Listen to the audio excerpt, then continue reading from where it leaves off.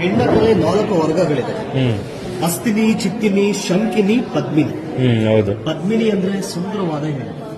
ಸುಂದರವಾದ ಹೆಣ್ಣು ಹೇಗೆ ಇರಬೇಕನ್ನೋಕ್ಕೋಸ್ಕರ ಶಿಲ್ಪಿ ತೋರಿಸ್ತಾರೆ.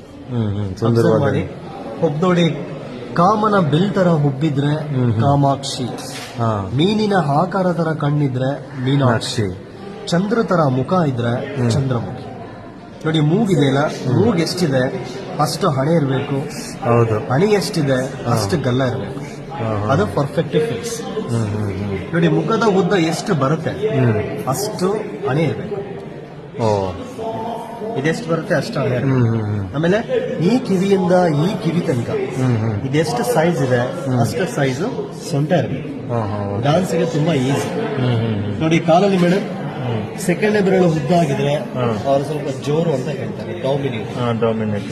ಹಾಗೆ ನೋಡಿ ಪಾದದ ಮಧ್ಯದಲ್ಲಿ ಗ್ಯಾಪ್ ಇರಬೇಕು. ನೋಡಿ ಲೈಟ್ ಕೂಡ ಹೌದು.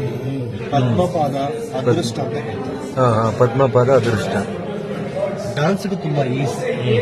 ನೋಡಿ ಮೇಡಮ್ ಎಷ್ಟು ಗ್ಯಾಪ್ ಇದೆ ಕೇಟಿನ ಒಳಗಡೆ. ಹೌದೌದು. ನೋಡಿ ಪ್ರತಿಯೊಂದು ಗ್ಯಾಪ್ ಇದೆ. ಒಂದೇ ಕಲ್.